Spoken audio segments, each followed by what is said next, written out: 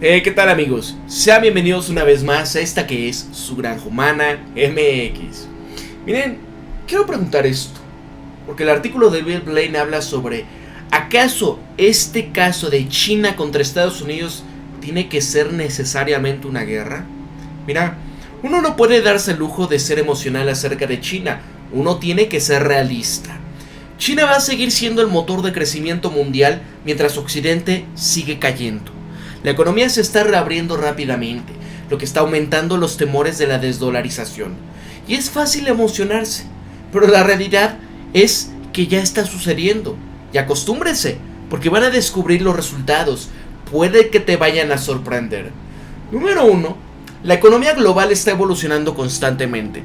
La última perspectiva de crecimiento que dio el Fondo Monetario Internacional, publicada ayer, ya predecía que China iba a contribuir con el 22.6% de crecimiento global hasta 2028, mientras que Estados Unidos se va a quedar con un 11.3% detrás de la India, que le sigue con el 12.9%.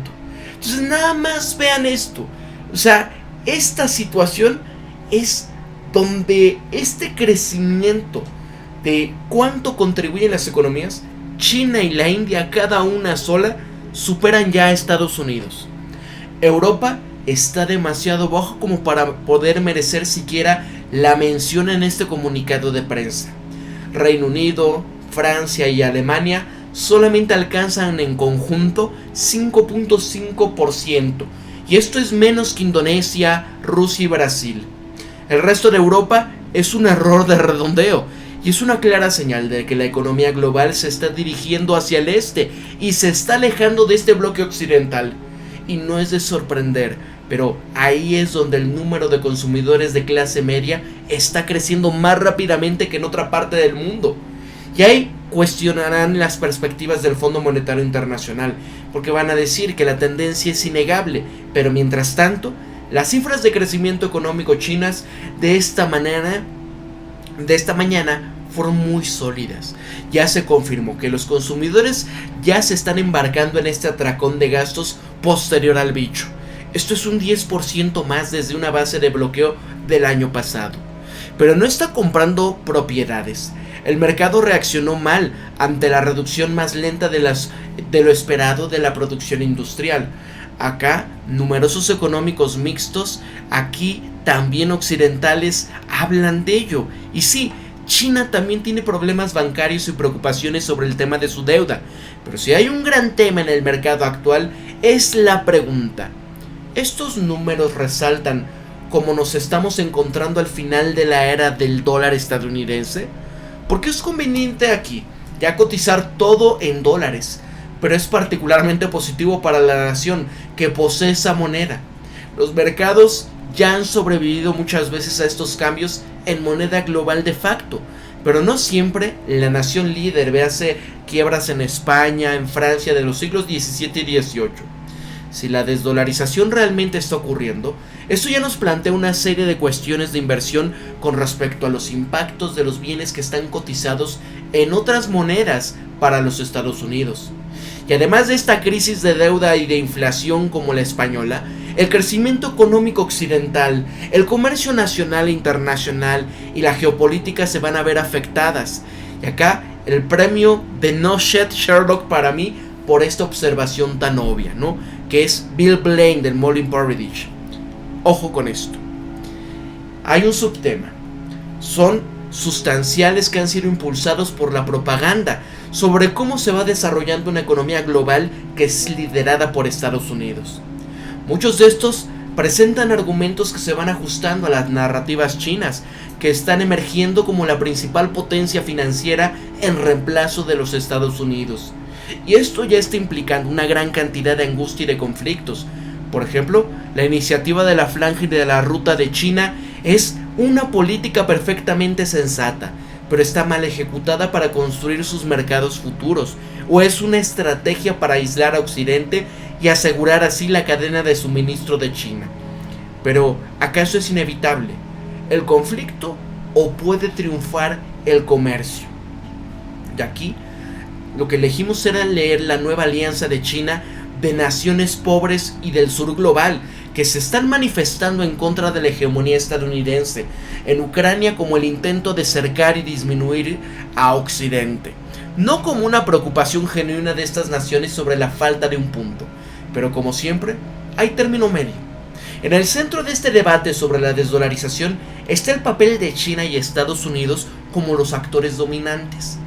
¿Cuál será Roma y cuál será Cartago? ¿Tiene que ser acaso resuelto vía el conflicto? 1989 sugiere que no, y he leído algunos comentarios buenos y malos sobre lo que significa la desdolarización y el surgimiento de China diversamente. Estos están mezclando una gran cantidad de resultados futuros. Para unos es el final de la era del imperio estadounidense y o el comienzo de una nueva intervención fría que va a dividir al planeta. Y para ganar, China tiene que destruir Occidente. Y ahí va mi inversión en el fondo chino de Bailey Gifford. Para otros es simplemente una política de dólar más débil que va a estimular a las economías de Estados Unidos y Occidente para reindustrializarse y de esta manera va a volver a consolidar sus economías. Esto va a conducir a nuevas adaptaciones comerciales globales que van a generar más debate sobre la demografía que sobre la tecnología de los misiles, ¿no? Porque bueno, el caso de estas naciones que se desindustrializaron para mandarlo todo hacia el tercer mundo, ¿no? Ahora, ¿qué estamos viendo en caso de su demografía? Por lo general, la edad promedio de estas naciones es por encima de los 41-42 años de edad. Ya no es una edad reproductiva sana, ¿no? Para la gente local, porque es muy complejo. Por otro lado, esta gente ya no quiere tener hijos y tienen tasas de natalidad cercanas a 1. Amigos, para que una sociedad pueda sustentarse a través del tiempo se requieren 2.1 hijos por mujer. Si no hay esto, se acabó, ¿no? Viene la debacle. ¿Y qué intentaron solucionar para tratar de competir? Pues abriendo las puertas de la migración. Y esto es el choque de civilizaciones. ¿Qué se va a venir? Y el siguiente, esto va a significar un nuevo periodo de crecimiento global a medida que Asia se va a convertir en este centro preeminente de creación de riqueza. Y nada cambia mucho, excepto que el eje ya se ha movido.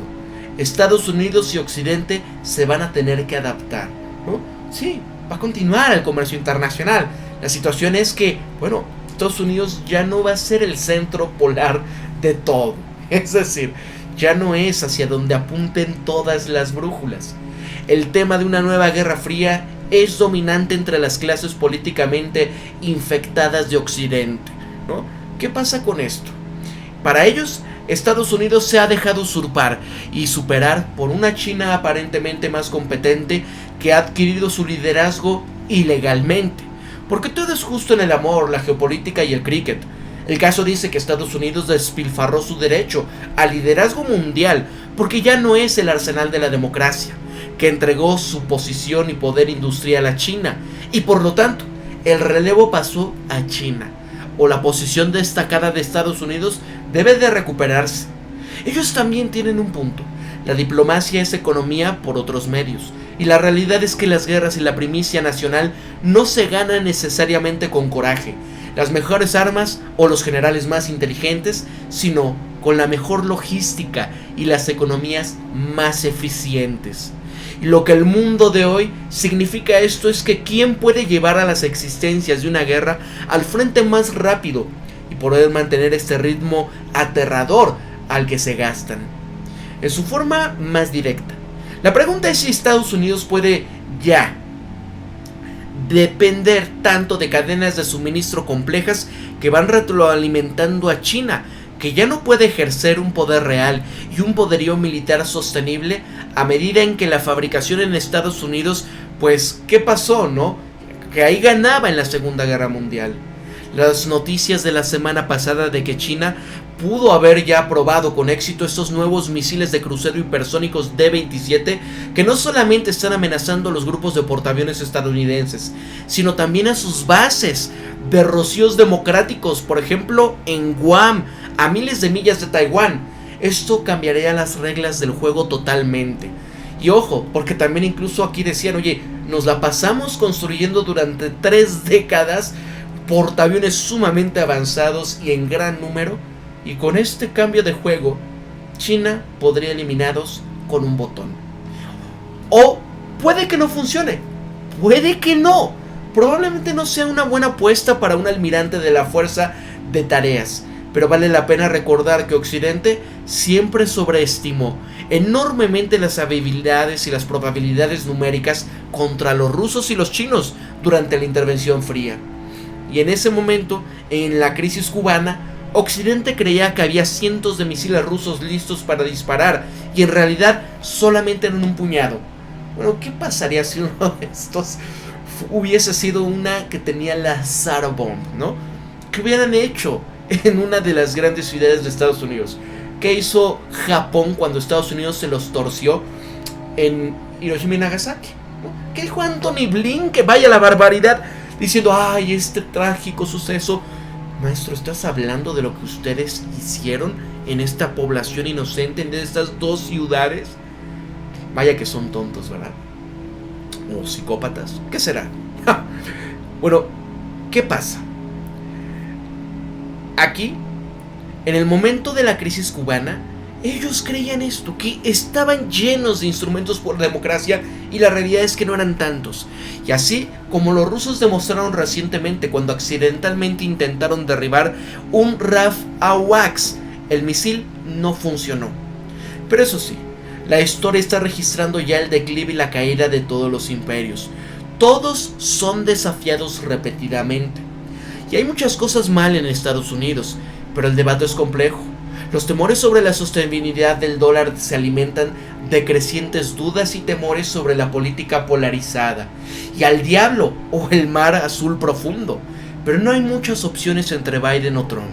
El horror inadorable de los delitos con instrumentos democráticos, el aumento de odio, como el caso de todos estos grupos extremistas, ¿no? Dígase de izquierda o de derecha, esta aparente amenaza del incumplimiento del techo de la deuda, o qué tan sostenible es la carga de la deuda. El elenco de naciones de apoyo a China muestra que la historia de amor global con Estados Unidos se acabó, se marchitó. Y a pesar de algunos retrocesos aparentes de los franceses, Europa seguirá estrechamente alineada, pero el sur global ya clavó en gran medida sus colores detrás de China. Vean a Brasil, amigos. Con esto le están torciendo completamente a Estados Unidos. Arabia Saudita, que le da el poder al petrodólar, se acabó para Estados Unidos. Y se siguen sumando más, ¿no? Caso de la India, que lo mismo. Ya están haciendo acuerdos con estas naciones en sus monedas locales. Se acabó Estados Unidos. ¿Puede acaso Estados Unidos reindustrializarse a tiempo para poder contrarrestar a China? Porque en el mundo actual eso significaría, pues, virutas, tanto como pólvora negra y arrabio. Pero también se trata de la prosperidad económica, la demografía, la gente, y la distribución de la riqueza y la felicidad nacional. Las expectativas son críticas, y esta es realmente la batalla entre la autocracia con características chinas y el capitalismo, y estoy bastante seguro que ambas partes están fanfarroneando. Está muy en el interés de China construir tanta riqueza ahora, mientras que demográficamente no puede todavía. Y en lugar de luchar intervenciones costosas y destructivas, están muy en el interés estadounidense retrasar la esperanza de que China envejezca antes de volverse rica. Así, los días de la hegemonía estadounidense parecen contados, o quizás no. Tal vez deberíamos hacernos la pregunta desde la perspectiva diferente. No es porque se acabó el tiempo del sol de Estados Unidos, sino porque China lo está reemplazando. Y sin embargo, hace unas semanas me contactaron para encontrar posibles financiadores para un acuerdo garantizado con activos chinos.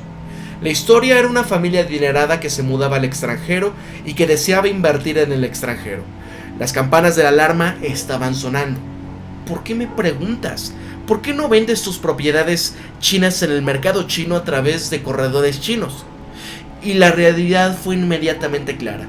Hay muchos multimillonarios allá, pero son multimillonarios de papel con pocas posibilidades de cambiar sus activos por efectivo a menos que sean sancionados por el Estado. Y así, hay muchos chinos a los que les encantaría mudarse a Occidente. Y así, ¿cuántos multimillonarios estadounidenses se dirigirán a China? China es rica, en términos chinos. Por ejemplo, el caso del Financial Times, en un artículo que examina estos rescates recientes de los proyectos fallidos de la iniciativa de la Franja y de la Ruta.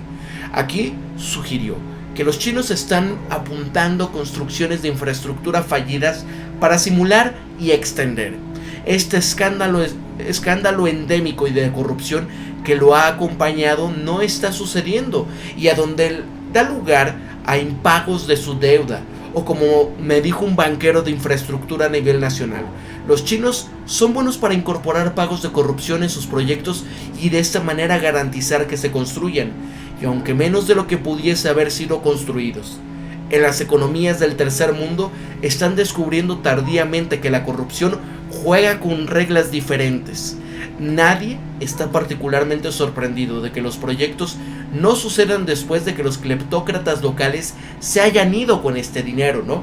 Bueno, esto es lo mismo que pasa con los préstamos del Fondo Monetario Internacional, del Banco Mundial, porque, oye maestro, ¿y qué pasó con este tipo, no? ¿Qué hizo Felipe Calderón? ¿Qué hizo Enrique Peña Nieto? ¿Qué hizo Ernesto Zedillo, no? Y se forraron ellos mismos. Y Calderón, cuando fue el tema del bicho del 2009, no, cuánto dinero pidió prestado, nos aumentó los impuestos y al final no hizo ni madres, ¿no? Todo se lo robó. Entonces esto es parte de lo mismo, simplemente que acá esta es la visión occidental y el otro es la visión china.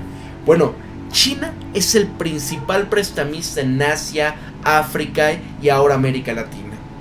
Algunos ven esto como transformador en términos de poder de la diplomacia de la deuda que le ha dado a China. Otros lo ven como dinero desperdiciado comprando votos para confiables en la ONU. Y aunque China generalmente insiste que estos préstamos bilaterales para mantener control estricto, la cantidad de los préstamos de rescate chinos aumentó desde un mínimo de 2010 hasta 40% del total de los préstamos del Fondo Monetario Internacional. China tiene sus propios problemas financieros internos con los cuales lidiar. Ser capaz de fijar el precio de sus importaciones críticas de energía y de materias primas en yuanes lo va a ayudar, pero no va a evitar sus propios problemas de deuda, incluida la acumulación y el tamaño de una deuda regional y de propiedad. Así que, ¿qué hacen las economías para ser exitosas?